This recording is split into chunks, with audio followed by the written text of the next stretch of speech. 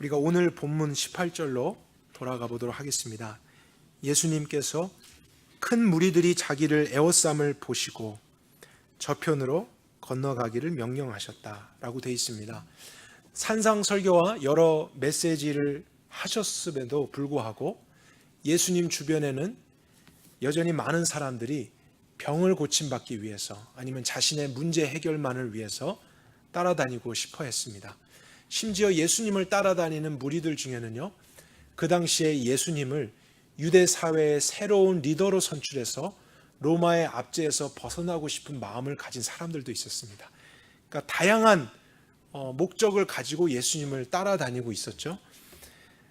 예수님이 뭐라고 말씀하셨든지 사람들은 생각을 하고 있지 않은 것입니다. 예수님이 무엇에 대해서 가장 강조하셨고 반복적으로 말씀하셨는지, 예수님이 누구신지 그것을 그들은 들었음에도 불구하고 깨닫지 않고 생각하지 않은 채 자신의 필요를 충족시켜줄 예수만을 원했다는 것이죠. 그래서 예수님은 단순히 많은 사람들의 숫자가 늘어나는 것에 대해서 기뻐하지 않으셨어요. 오히려 그런 것에 대해서 경계하셨습니다. 왜냐하면 예수님은 팔로워들을 원하시는 게 아니고요, 예수님을 주님으로 믿고 순종할 제자들을 원하고 계시기 때문입니다. 그래서 짧은 내용이지만 이 18절의 내용이 저희들에게도 많은 생각을 하게 합니다. 왜냐하면 오늘날에도요, 많은 사람들이 예수님의 말씀에 귀를 잘 기울이지 않습니다. 많은 말씀을 그렇게 하셨고 가르치셨지만 그 내용을 이성적으로 깊이 생각하고 믿으려고 하지 않고요, 그냥 예수님을 느끼려고만 합니다. 아니면 예수님을 체험하려고만 합니다. 그래서 자기가 믿고 싶은 대로 믿게 되는 것을 또 예수님을 믿는다라고 정의하는 현상들이 오늘날에도 있기 때문이죠. 그래서 기적을 일으키시는 예수님의 팔로워가 되고 싶은 사람들이 오늘날도 많이 있습니다. 하지만 예수님을 믿고 따르는 삶은 팔로워가 아니고 제자로서의 삶이라는 것입니다. 팔로워라고 하는 것은 내가 좋아하는 목적이 있어서 대상을 정해놓고 따라가는 것이죠. 그러나 제자의 삶은요, 싫어하는 것이 있어도요, 예수님이 주님이시기 때문에 그것에 순종하는 삶입니다. 그래서 완전히 다른 삶입니다. 겉으로 봤을 때는 동일한 열정이 있는 것 같지만 그 열정의 내용이 다릅니다. 그래서 제자로서의 대가와 희생이 무엇인지, 예수님을 믿고 따른다는 것이 무엇인지를 저희들도 더 말씀을 통해서 구체적으로 알 필요가 있습니다. 우리의 이성을 사용하려고 주신 것이죠. 그래서 예수님도 그냥 따라오라고 하지 않고 많은 말씀들을 전하시고 가르치시면서 그 내용을 알고 믿으며 따라오라고 하신 것입니다. 그래서 오늘 특별히 예수님께 두 사람이 찾아오게 됩니다. 근데 그들을 향해서 예수님은 제자로서의 삶이 어떤 것인지를 구체적으로 말씀해 주시는데요, 저희들도 그 말씀에 한번 귀를 기울여 볼 수 있기를 원합니다. 19절을 보겠습니다. 한 서기관이 예수님께 나와서 이렇게 말했습니다. 선생님이여, 어디로 가시든지 저는 쫓겠습니다 하니 예수께서 그에게 이르시되 여우도 굴이 있고 공중의 새도 거처가 있으되 오직 인자는, 예수님 자신을 일컫는 말이시죠, 머리 둘 곳이 없도다 라고 대답을 하셨습니다. 무작정 따라다니던 사람들과 달리 한 사람이 예수님께 용기를 내서 말을 했고요, 그리고 어디를 가시든지 내가 주님으로 따라가겠습니다, 이런 고백을 했습니다. 굉장히 특별한 고백이죠. 그런데 이렇게 고백했던 사람이 서기관이었다라는 것이 더 특별한 의미를 갖습니다. 왜냐하면 서기관은 그 당시에 특별한 부류의 사람들이었기 때문입니다. 그래서 서기관이 어떤 사람들일지를 우리가 먼저 생각해 보도록 할까요? 서기관은 문자 그대로 하면은 직업적으로 필사를 하는 사람들이란 뜻입니다. 그래서 어떠한 문서를 기록하고 관리하는 역할을 하는 사람들이죠. 그래서 히브리어로는 소페르라고 하는데요, 그들은 특별한 훈련을 받아야만 했습니다. 왜냐하면 그 당시에 종이도 흔한 것이 아니고 또 잉크를 쓰는 법이나 만드는 법, 또 관리하는 법, 보존하는 법, 이런 것들에 대해서 아무나 할 수 있는 것이 아닌 특별한 지식과 트레이닝을 받아야 되기 때문에 이 사람들은 굉장히 구별되어서 그런 훈련을 받은 지식인들이었습니다. 그래서 나중에 후대에 가서 이들이 율법을 필사하게 되고요, 보존하게 되고 율법을 해석하며 가르치는 역할까지 하게 됩니다. 그래서 서기관들을 성경 다른 곳에서는 학사나 학자라고도 표현합니다. 성경의 대표적인 그 서기관이 에스라가 있었죠. 그래서 에스라가 사람들에게 율법을 해석해주고 가르치는 역할을 했었습니다. 그래서 이런 역할 때문에 그들은 포로기 이후에 한 계급을 이루게 됐습니다. 높은 지위를 갖게 되고요. 또 공회에서도 많은 자리를 차지하는 권력층이 됩니다. 어떤 정치적인 힘도 얻게 되었다는 사실입니다. 그리고 유대 사회에서 존경받는 자리에 앉게 됩니다. 부와 귀를 누리는 상류층의 사람들이라는 사실이죠. 그래서 이 당시에 예수님은 이런 서기관들과 비교했을 때는 비주류의 무명의 선생님일 뿐이었어요. 그래서 많은 서기관들은 사실 예수님을 이단자로까지 취급했습니다. 왜냐하면 예수님의 배경이 정통이 아니기 때문입니다. 그리고 자신들에 대해서 비판하는 말씀도 많이 하셨기 때문에 예수님을 경계하고 싫어했었죠. 그러니까 이런 분위기 속에서요, 서기관 중에 한 사람이 예수님을 찾아왔고 모든 사람들이 그가 서기관인 것을 알아보았을 것입니다. 그리고 예수님께 선생님 이렇게 고백하면서 어디를 가든지 내가 따라가겠습니다 라고 고백을 했기 때문에 이 서기관의 고백은 일반 사람들이 했던 것보다 더 큰 결단이라고 우리가 생각해 볼 수 있는 것입니다. 근데 만약에 저희들 같으면 이렇게까지 결단하고 온 사람에 대해서 그래 참 잘 결단했다, 나를 따르시오, 이렇게 대답을 할 수도 있겠죠. 근데 예수님은 그렇게 대답하지 않으셨다라는 것이 중요합니다. 다시 한번 예수님의 대답을 볼까요? 20절에 여우도 굴이 있고 공중의 새도 머물 거처가 있지만 오직 인자는 머리 둘 곳이 없다, 이렇게 대답했습니다. 이것은 꼭 예수님의 가난한 삶에 대해서 이야기하시는 것만이 아니라요, 예수님께서 그 당시의 배경 가운데 그런 주류의 사람들로부터 이리저리 쫓겨다닐 수밖에 없는 신분에 있었다는 것, 인정받지 못했다는 것을 의미하는 것입니다. 그래서 예수님은 예수님을 따르는 삶은 편안한 것이 아니고 또 희생이 있고 나그네와 같은 삶의 모습이 있다라는 것을 그 서기관에게 말씀하신 거예요. 그러니까 서기관은 자신의 열정과 감정으로 결단을 하고 예수님께 왔던 것입니다. 그러나 예수님은 그 결단을 쉽게 받아들여 주시지 않으셨다는 거예요. 오히려 예수님을 따르는 삶에 대한 희생과 대가를 바르게 알고 따라올 것인지를 다시 한번 생각하게 질문을 주신 것입니다. 예수님의 제자가 되는 것이 어떤 의미인가? 예수님은 사람의 마음까지도 살펴보실 수 있는 분 아니시겠습니까? 그래서 예수님의 대답을 보면요, 그 서기관의 마음속에 어떤 것이 있었는지 저희들이 엿볼 수 있습니다. 서기관은 상류층의 사람이었고요, 많은 부와 귀를 가지고 있었던 사람이었죠. 그래서 그들 안에서도 서로 선생과 제자가 되는 그런 관계들이 있었습니다. 그런데 아마도 이 서기관은 예수님의 특별한 가르침과 능력을 체험한 후에 이분을 선생으로 정말 모시고 싶었겠죠. 그러나 그것은 다른 서기관들이 일반적으로 사사를 섬기는 그러한 화려한 삶이 아니라 정말로 예수님처럼 낮아지고 그분과 같은 신분과 삶으로서 따라다니면서 예수님께 배우는 그런 제자의 삶이라는 것을 가르쳐 주신 것입니다. 그가 생각했던 다른 서기관들로서의 배우는 삶이 아닌 특별한 삶이고 어쩌면 고난일 수 있다는 것을 예수님은 숨기지 않고 말씀해 주신 것이죠. 그래서 오늘날 여러분 그리스도인들이 이런 예수님의 대답을 보면요, 조금은 답답해 할 수 있습니다.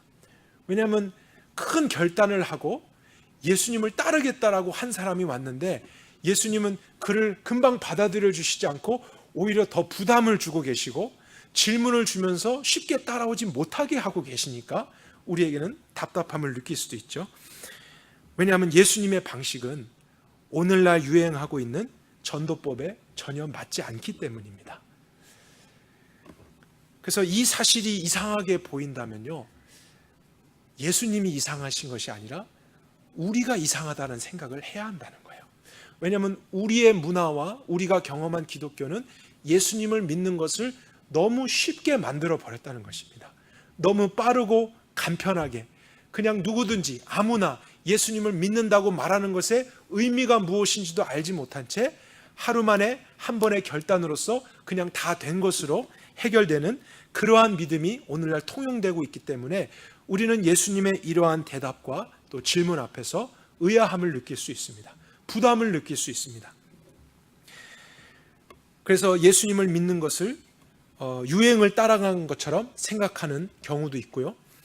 구원은 너무 쉽게 따놓은 것이고 예수님을 믿는 순간부터는 또 예수님을 내 마음대로 이용할 수 있는 것처럼 믿게 되는 경향도 오늘날에 팽배합니다. 그러니까 우리는 예수님이 무엇을 말씀하셨는지를 더 자세히 알고 믿어야 한다는 사실이죠. 그것을 생각하지 않으면서 가는 사람은 팔로워들입니다. 예수님이 뭐라고 말씀하시든지 내가 원해서 그냥 따라가는 삶은 제자의 삶이 아닙니다. 예수님은 사람들을 속이지 않으셨다는 것을 기억하셔야 됩니다. 예수님을 따라올 때에 제자로서의 지불해야 될 대가나 고난, 희생에 대해서 감추지 않고 다 말씀해 주셨습니다. 그래서 제가 팔로워와 제자들을 잠깐 비교하고 있는데요. 팔로워라는 뜻을 다시 생각해 보면 그들만의 감정과 또 열정과 열심도 있습니다. 그런데 그들은 어려움과 손해와 희생이 있게 되면요, 언제든지 따르던 대상을 바꿔버릴 수 있는 사람들이에요. 마음에 들지 않으니까요. 그래서 그 고난을 피해서 또다시 자기를 유익하게 해줄 대상을 정해놓고 따르기 시작하는 사람들이 팔로워들이죠. 그러나 제자들은 그렇게 하는 것이 아니라 내가 나의 감정과 나의 생각을 떠나서 주님만이 옳으시다라는 것을 믿고 전 인격적으로 그분의 말씀에 순종하기로 하는 사람들이 제자들이라는 사실입니다. 그래서 믿음이라는 것은 이 마태복음에 있을 때에도 이러한 것을 요구하고 있었다면요, 2000년이 지난 오늘날에도 예수님을 믿는다는 것의 기준은 변하지 않았다는 것을 우리가 생각해야 됩니다. 예수님이 그 기준을 정하셨고 그것에 대해서 말씀하셨다면 저와 여러분도 오늘날을 살아가면서 예수님을 믿는다는 것이 이러한 고난과 희생이 있고 또 자기의 삶을 부인하고 따르는 그런 삶이구나, 제자로서의 삶이구나, 이러한 것을 우리가 반드시 확인해야 한다는 사실이죠. 일반 그리스도인이 있고요, 제자로서의 특별한 삶을 사는 그리스도인들이 있는 것이 아닙니다. 그것은 오늘날 기독교가 만들어낸 구분이라는 거예요. 특별한 훈련을 받고 코스를 들으면 제자가 되는 것 아닙니다. 성경에는 어느 곳에서도 그렇게 구분하고 있지 않습니다. 예수님을 믿는다는 것 자체가 그분의 제자로 산다는 거예요. 그리고 이러한 삶은 모든 사람들에게 해당되어야 한다는 것입니다. 그분의 말씀에 순종하고 주님으로 따라가는 삶입니다. 그래서 예수님은 이러한 서기관에게 다시 한번 질문하셨고 그로 하여금 생각하게 하셨습니다. 그런데 그가 그 질문 후에 어떻게 다시 반응을 했는지는 말씀에 나타나 있지 않습니다. 그래서 저희들로 하여금 또 생각하게 하는 내용이 아닐 수 없는 것이죠. 두 번째 사람에 대해서도 우리가 살펴보도록 할까요? 21절에 예수님의 제자 중 하나가 말하되 주여 나로 먼저 가서 내 부친을 장사하게 허락하옵소서, 이렇게 말했습니다. 예수님의 제자 중 한 사람이 나왔다. 근데 이 제자라고 하는 단어가 꼭 12명의 제자들에게만 해당되는 것이 아니라는 것을 여러분들이 아셔야 됩니다. 그 당시에 더 많은 제자들이 예수님을 주님으로 믿고 따르고 있었고 예수님은 그들을 훈련시키며 또 파송하셨습니다. 나중에 그 12제자만이 12사도로서 부름을 받고 예수님이 하셨던 역할을 대행하게 되는 것이죠. 근데 아마도 정말로 제자로 결단했던 사람 중에 한 사람이 예수님께 말했던 것 같습니다. 그래서 그는 처음부터 예수님을 주님으로 부르고 있죠. 나로 먼저 가서 내 아버지의 장례식을 하게 해 주십시오. 그런데 이 말씀을 바르게 이해하지 못하면요, 마치 예수님께서 믿는 자들에게 부모에 대한 윤리적인 책임을 무시하도록 말씀하는 것으로 보여질 수 있습니다.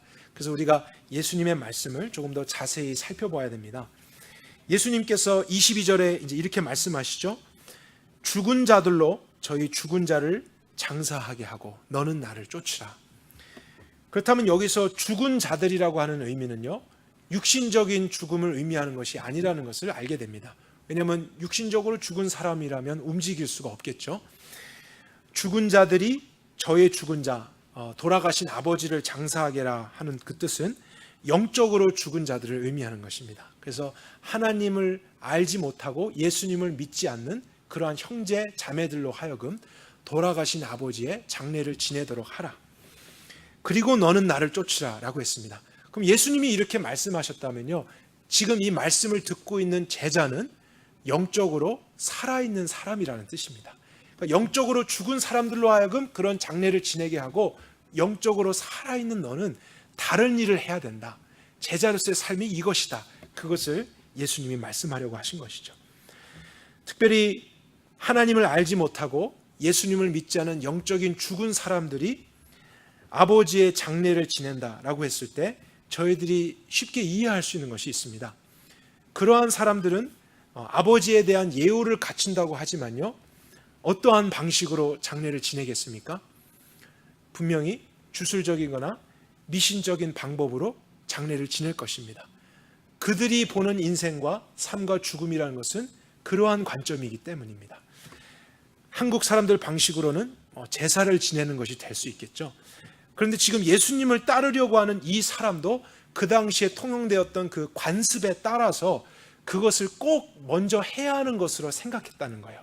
그래서 너는 영적으로 살아야 하는 사람이고 나를 주님으로 믿는다면 그런 사람들이 하는 관습과 문화에 따라서 가지 말고 그것은 죽은 사람들에게 맡기고 너는 다른 것을 해야 된다. 이렇게 말씀하고 계신 것입니다. 그래서 예수님을 주님으로 믿는다는 것은 생명과 죽음에 대해서 올바른 관점을 가지고 따르는 것임을 알게 됩니다.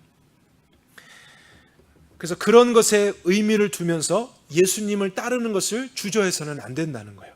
그것은 믿지 않는 자들, 영적으로 죽은 사람들이 갖고 있는 일반적인 상식과 또 문화와 종교일 뿐이고, 정말 예수님 안에서 다시 태어나며 또 살아있는 사람들은 나를 쫓으라, 이렇게 마태복음 8장 22절에는 되어 있는데요, 같은 본문을 기록한 누가복음 9장 60절에는 이러한 말이 추가되어 있습니다.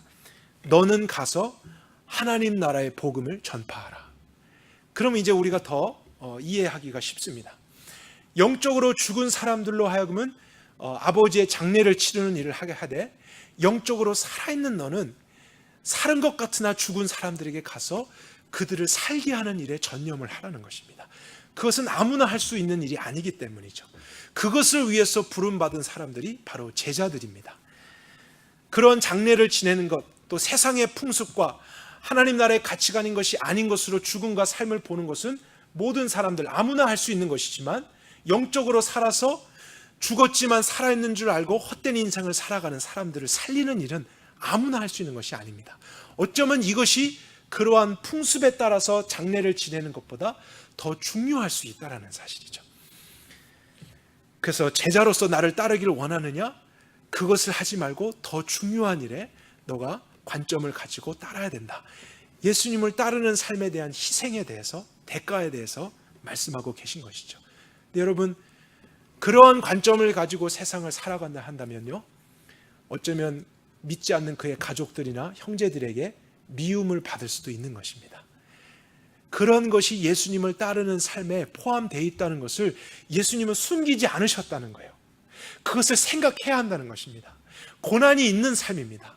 그런 것이 없이 그냥 예수님을 믿으면 복을 받고 만사 형통되고 이런 것은 우리가 예수님의 말씀을 제대로 듣지 않고 우리가 만들어낸 예수님을 믿는 삶일 수 있다는 것이죠.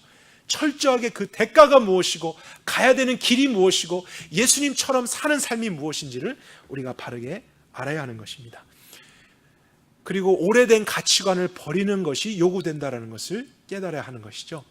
우리가 예수님 믿기 전에 가졌던 세상을 살아가는 가치관과 문화와 익숙함을 버리고 이제는 하나님의 나라의 새로운 가치관으로서 삶과 죽음마저도 볼 수 있는 그런 사람들이 되어야 됩니다.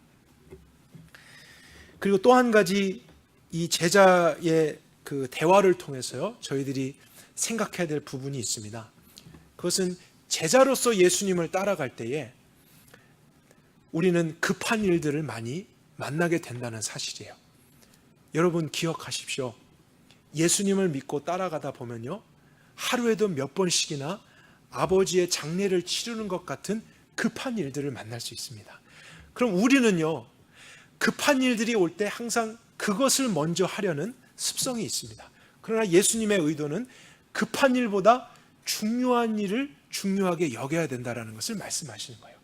제자의 삶이라는 것은 우리의 육신의 편안한 대로 급한 일 때문에 두려워한 나머지 항상 급한 일만 처리하다가 중요한 일을 뒤로 밀어버리는 삶이 아니라 항상 우선순위를 중요한 것에 두면서 그 가치관 속에서 내 삶을 정리하고 다스리고 그렇게 주님을 따라가는 삶이 필요하다는 것이죠. 그렇지 않으면 우리는 하루를 살면서도 예수님을 믿는다고 하지만 급한 일에 끌려다닙니다. 많은 일들이 계속 우리의 삶을 지배하려고 해요. 그래서 예수님을 주님으로 섬기는 삶, 그러한 가치관에 대한 정리와 우리의 판단이 요구되는 삶입니다. 이 정도도 생각해 보지 않고 예수님을 따라가겠다라고 결정한다면 그 사람은 너무나 무모한 행동을 한다는 것이죠.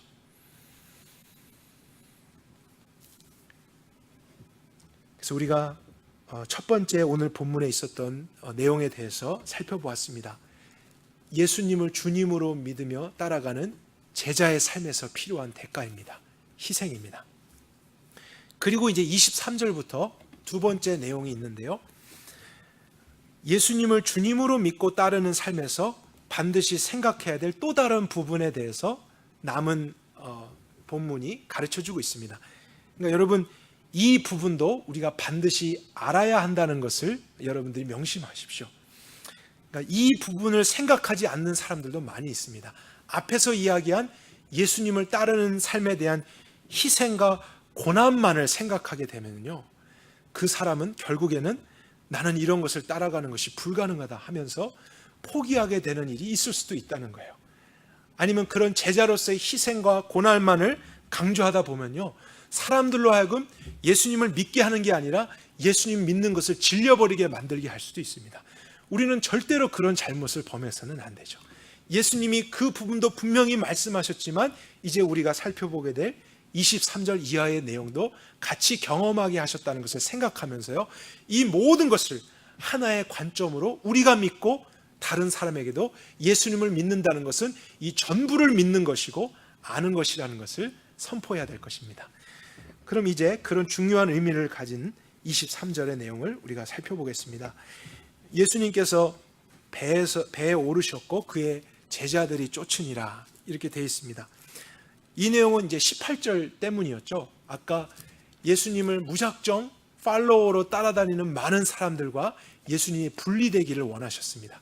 그래서 건너편으로 가려고 하셨고, 누가복음에도 보면은 제자들에게 바다 건너편으로 가자라고 먼저 명령하신 것을 우리가 발견하게 됩니다. 그렇다면 예수님이 어떠한 의도를 가지시고 지금 움직이고 계신다는 것을 우리가 생각해 볼 수 있고요.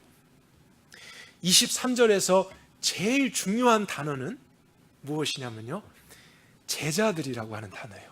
그러니까 예수님이 이제 배에 함께 태워서 갈 대상은 팔로워들이 없어요.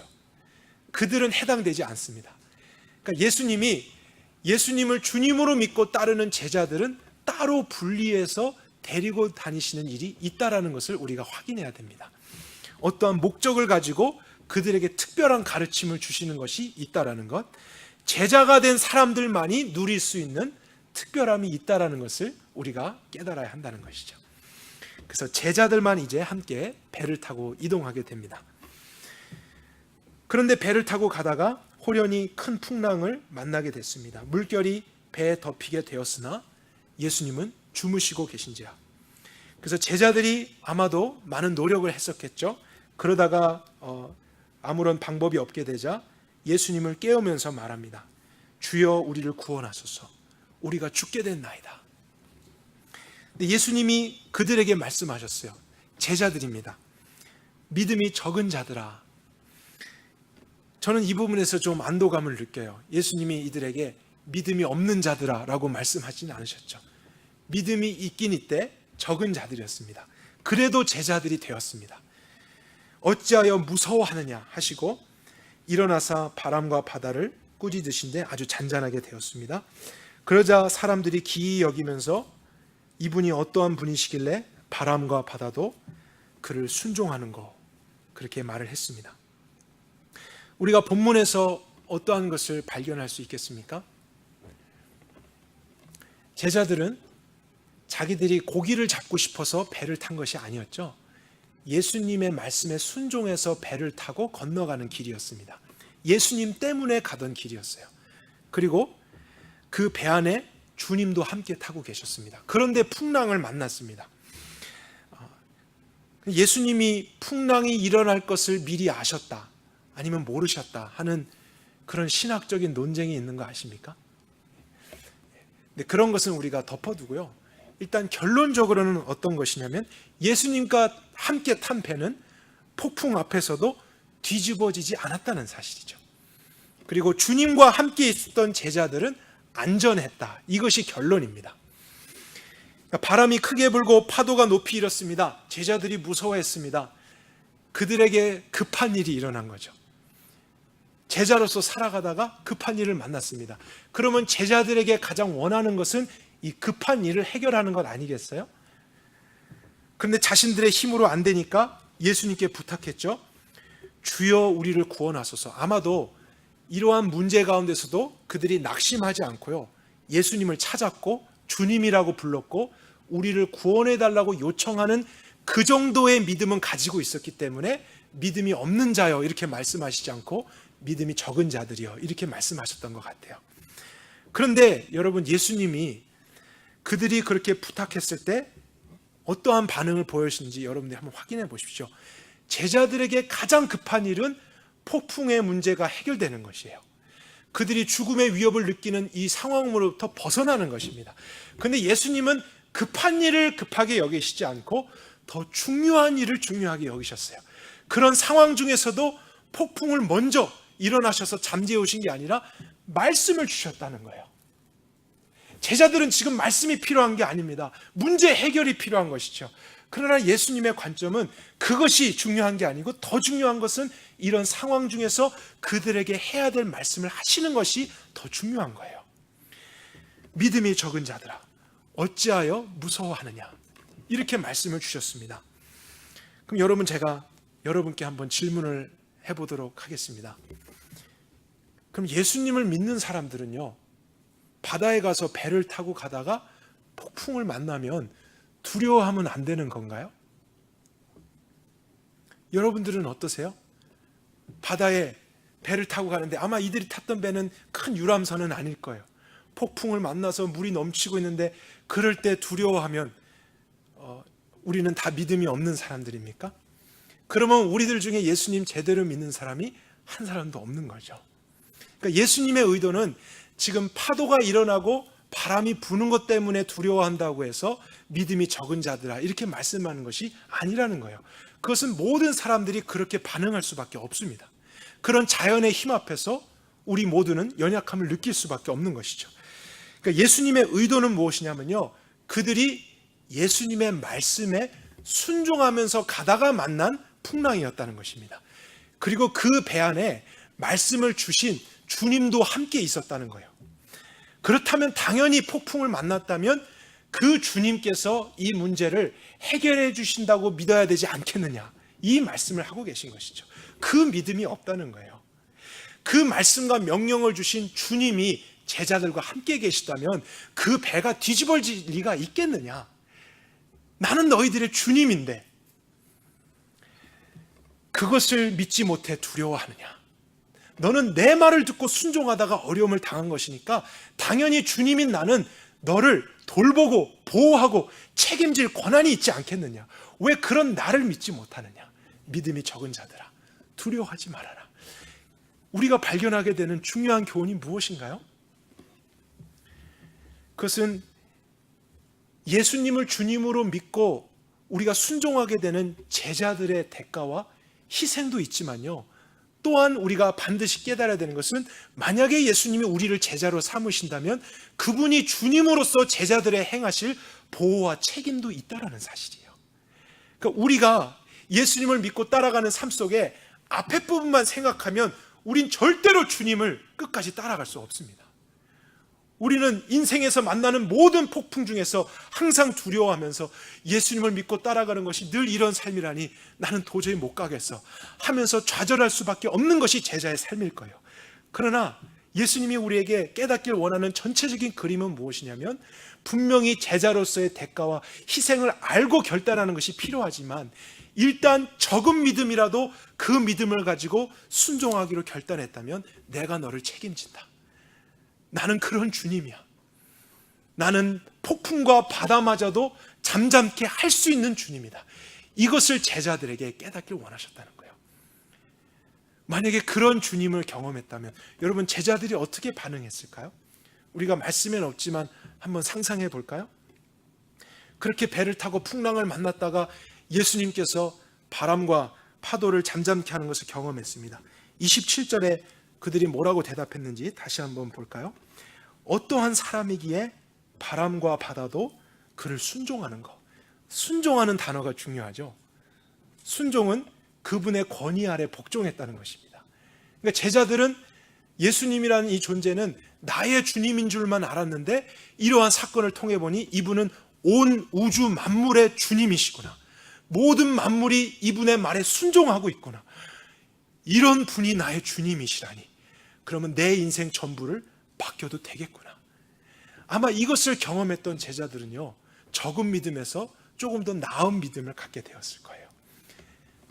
그냥 폭풍을 만난 후에 도저히 나는 이분을 따라갈 수 없어, 불가능해, 나는 아닌가 봐, 이렇게 돌아서는 사람이 한 사람도 없이 오히려 이런 주님을 경험한 제자로서 이제 이분의 말씀에 순종하며 가다가 어떠한 문제가 와도 나는 염려하지 말아야겠다.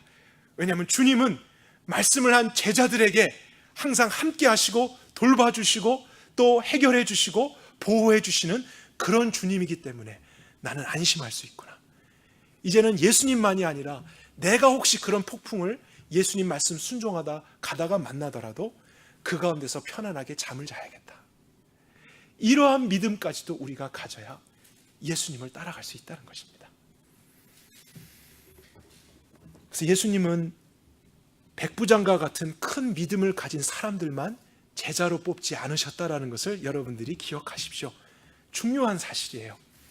정말로 믿음이 작아도 겨자씨 같아도 그 예수님을 믿는 삶이 무엇인지를 알고 결단한 후에 그들이 비록 연약함이 있을 수 있고요, 내가 과연 이 길을 끝까지 갈 수 있을까, 이런 두려움이 있을 수도 있습니다. 그러나 그 믿음을 가지고 순종한 사람들에 대해서는 예수님께서 절대로 그들을 버리시지 않습니다. 그리고 이제 무리들에게 나와서 제자가 되기로 한 사람들에게는 예수님이 제자들에게만 경험하게 하시는 특별한 일들을 하십니다. 그것이 없으면 우리는 제자의 삶을 살 수가 없다는 거예요. 예수님을 밖에서 바라보면서 그냥 따라오는 사람은 절대로 상상조차 할 수 없는 예수님의 신적인 권능을 결단하고 예수님을 주님으로 믿고 따라간 사람들은 경험할 수 있습니다. 그러한 비밀스러움이 있기 때문에 우리가 우리의 힘으로 시작한 것 같지만 결국에는 예수님에 의해서 우리가 믿음의 삶을 완성할 수 있다는 것이죠. 오늘 기도해 주신 분이 기도한 것처럼, 그래서 예수님은 우리의 믿음의 시작일 뿐만 아니고 우리의 완성이 되실 수 있는 거예요.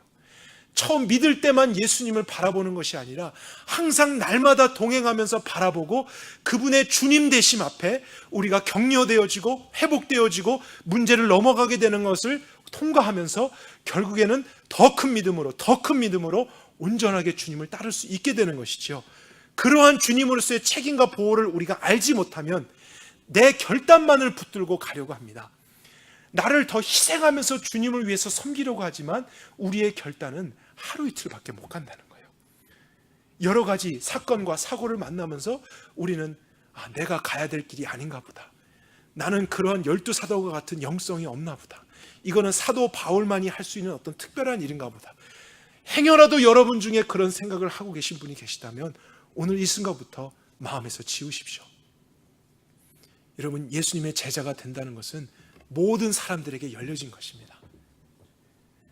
적은 믿음 상관없습니다. 예수님이 그 믿음을 크게 하실 것입니다. 주님으로서의 역할이 있다는 것을 기억하십시오. 12사도가 아니라고 해서 이 성경에 있는 내용은 나에게 해당되는 것이 아니야, 절대로 그렇게 생각하지 마십시오. 사도 바울만은 그런 삶을 살 수 있는 것이 아닙니다.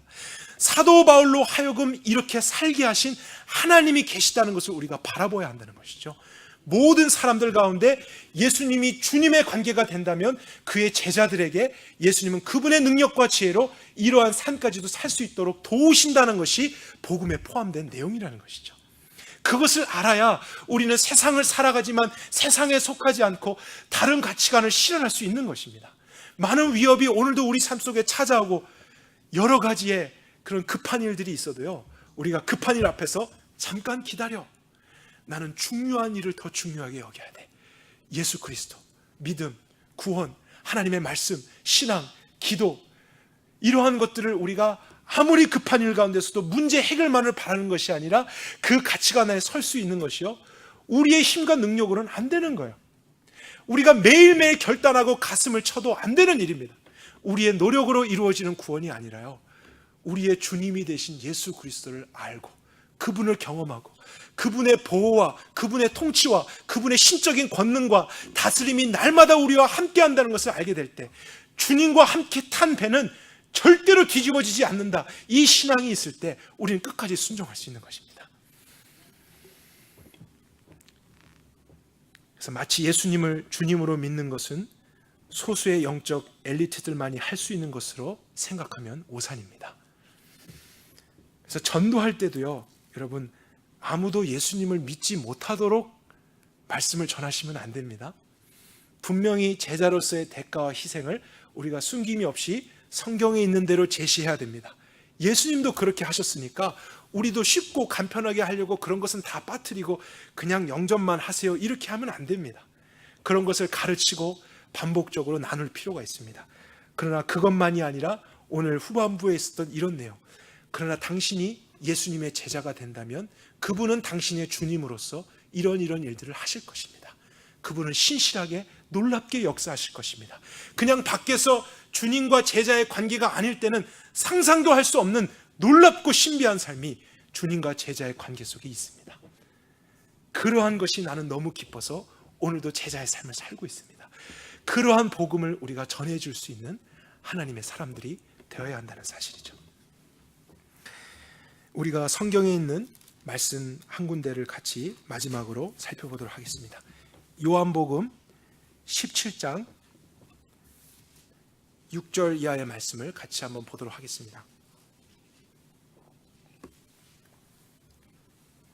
요한복음 17장은요, 예수님께서 하신 기도에 대한 내용이 담겨져 있습니다. 우리가 산상설교 안에서 있었던 예수님이 가르쳐 주셨던 기도는 예수님이 하시는 기도가 아니라 예수님을 따르는 우리에게 하라고 가르쳐 주신 기도죠. 그래서 그것은 우리의 기도입니다. 그러나 17장은 예수님께서 직접 하신 내용이고 성경에서 거의 유일하게 예수님이 뭐라고 기도해 주셨는지에 대한 내용이 담겨져 있기 때문에 중요한 것을 우리가 발견할 수 있습니다. 6절부터 한번 제가 대표해서 보겠습니다. 세상 가운데서 내게 주신 사람들에게, 이 내게 주신 사람들이라는 것이 바로 예수님의 제자들이죠. 예수님을 믿고 따르는 자들. 내가 아버지의 이름을 나타내었습니다. 저희는 아버지의 것이었는데 내게 주셨으며 저희는 아버지의 말씀을 지키었나이다. 지금 저희는 아버지께서 내게 주신 것이니 다 아버지께로서 온 것인 줄 아나이다. 나는 아버지께서 내게 주신 말씀들을 저희에게, 제자들에게만입니다. 이 말씀에 해당되는 사람은 그 관계에 있는 사람들입니다.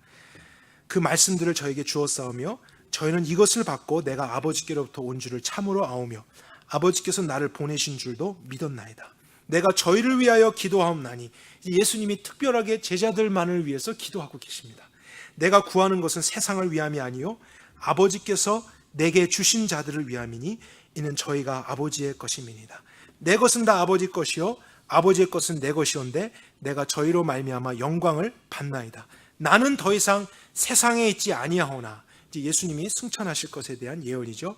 이들은 세상에 있사옵고 나는 이제 아버지께로 가옵나니 거룩하신 아버지여, 아버지께서 내게 주신 자들을 아버지의 이름으로 지켜주사 우리의 하나님같이 저희도 하나 되게 하옵소서. 예수님이 지금 무엇을 기도하고 계십니까? 예수님의 제자들을 지켜달라고 기도하고 계신 거예요. 여러분, 저는 만약에 여러분들 중에서 목사인 저를 위해서 매일 이렇게 기도해 주시는 분이 있다면 정말 힘이 될 거예요. 어려움이 있어도 그분이 나를 위해서 기도하신다는 걸 생각하면서 큰 격려가 될 거예요. 사람의 기도도 그런 위로의 힘이 있고 격려의 힘이 있습니다. 그런데 온 우주 만물의 주님이신 예수님이 그분을 따르는 제자들을 위해서 이렇게 기도하셨고요, 오늘도 기도하고 계신다고요. 그분은 세상을 떠나서 그 영원한 나라에 지금 가셨지만 아직 남겨져서 세상에 살아가고 있는 제자들은 여전히 세상의 영향을 받을 수 있고 육신의 연약한 가운데 있기 때문에 기도가 필요합니다. 도움이 필요해요. 주님은 제자들을 돌봐주셔야 돼요. 그런 주님의 역할이 있기 때문에 이 기도를 마지막까지 아버지께 드리시는 것이죠. 아버지, 내게 주신 자들을 아버지 이름으로 지켜주십시오. 이런 기도가 오늘 여러분의 삶 속에 있다고 생각해 보십시오. 왜 예수님의 제자로 따르는 것을 주저하십니까? 이러한 보호가 있습니다. 여러분, 주저하지 말고 따르십시오. 주저하지 말고 순종하십시오. 그분이 주님이십니다. 주님이 책임지십니다. 주님이 함께 하십니다. 주님과 탄 배는 절대로 전복되지 않습니다. 그분의 보호가 있습니다. 우리가 조금 더 보도록 할까요? 12절에 내가 저희와 함께 세상에 있을 때에 아버지께서 내게 주신 자들을 아버지의 이름으로 보존하고 지켰습니다. 예수님이 함께 있을 때는 그렇게까지 또 지켜주셨죠. 그 중에 하나도 멸망하지 않고 오직 멸망의 자식뿐이오니 이는 성경을 응하게 하려 함이니이다. 예수님의 제자 중에 가룟 유다가 이 말씀에 해당되게 됐죠. 이 한 제자만을 예외하고는 모든 사람들을 예수님께서 계시는 동안 보존하고 지켜주셨다고 하십니다. 지금 내가 아버지께로 가오며 세상에서 이 말을 하옵는 것은 저희로 내 기쁨을 저희 안에 충만해 가지게 하려 함이니이다. 여러분, 이 사실을 믿으세요. 예수님의 말씀을 따라서 순종하며 갈 때 낭망될 만한 일, 어려운 일, 좌절될 만한 일, 놀랄 만한 일, 많은 삶과 죽음의 문제들이 찾아오지만 예수님이 여러분의 마음속에 기쁨이 충만하게 해달라고 주님으로서 기도해 주고 계세요. 또 그 일을 하실 거예요. 그럼 우리는 폭풍 중에서도 기쁨을 느낄 수 있는 제자들입니다. 우리의 힘 때문이 아니라 그런 주님의 역할이 있기 때문에, 그런 주님의 책임이 있기 때문에 우린 그것을 경험할 거예요. 제자가 되지 않고는 경험 못합니다. 결단하고 제자가 되는 삶으로 선택할 때 그때부터 시작되는 것이 이런 놀라운 삶이라는 거예요. 내가 아버지의 말씀을 저희에게 주었사오매 세상이 저희를 미워하였사오니, 세상에게 미움을 받는 삶이 제자들의 삶이죠. 내가 세상에 속하지 아니함 같이 저희도 세상에 속하지 아니함을 인함이다. 세상에 우리가 살아가지만 이 세상에 속하지 않고 우리는 어디에 속한 사람들입니까? 이 땅에 임한 하나님의 나라에 속한 사람들이죠. 그러면 그 나라의 최고 권위자 되신 주님이 그 백성들을 보호하신다고요. 오늘도 기도해 주시고 함께 동행해 주시고 그들의 기쁨을 위해서, 그들의 삶의 두려움을 위해서 모든 것을 주님이 알고 계십니다. 내가 기도하옵는 것은 아버지께서 저희를 세상에서 데려가게 하시기 위함이 아니요 오직 저희를 악한 자에게서부터 지켜주시기 위함입니다. 사단과 죄와 세상의 권세로부터 우리가 벗어나도록, 구원받도록 주님은 오늘도 그의 제자들의 삶 속에 일하고 계십니다. 내가 세상에 속하지 아니함 같이 저희도 세상에 속하지 아니하였사오니 저희를 아버지의 진리로 거룩하게 하옵소서. 아버지의 말씀은 진리니이다. 여러분, 아멘이십니까? 주님의 말씀입니다. 제자이십니까? 이 말씀을 믿으십시오. 여러분, 생각하세요. 그냥 예수님 믿지 마세요. 하신 말씀을 생각하고 묵상하고 고찰하고 그 안에서부터 믿음을 발견하십시오. 그럴 때 비록 예수님의 제자로 섬기는 삶, 대가에 대한 지불이 있고 희생이 있고 다른 가치관을 가져야 되고 또 미움을 받을 수도 있지만 이런 영광스러운 주님의 보호가 있는 삶입니다. 영원한 생명이 보장된 삶입니다. 그분이 함께 하시는 삶입니다. 외로운 상황이 와도 외로울 수가 없는 삶이고요, 어렵고 힘들고 눈물 날 일이 와도 그 가운데 찬양을 할 수 있는 삶입니다. 우리의 한숨이 변하여 노래되게 하시는 주님이 우리 가운데 계시기 때문에 그런 주님을 신뢰함으로써 우리는 제자의 삶을 완성할 수 있는 것이죠. 여러분, 주저하지 말고 예수님을 주님으로 따르십시오. 무엇 때문에 머뭇거리고 계십니까? 순종하십시오. 결단하십시오. 여러분, 급한 일 때문에 중요한 일 자꾸 뒤로 미루지 마십시오. 중요한 것을 먼저 중요하게 여기십시오. 하루의 우선순위를 바르게 하며 주님의 뜻에 순종해 보십시오. 아무리 급한 일도요, 주님이 하시면 다 해결될 수 있습니다. 우리의 삶에 이런 하나님의 나라가 이루어짐으로써 더 많은 사람들이 이 땅에 임한 이 거룩한 나라를 보고 하나님 아버지를 같이 찬양하고 그분께로 돌아오게 되는 일이 있게 되기를 간절히 원합니다. 함께 기도하겠습니다.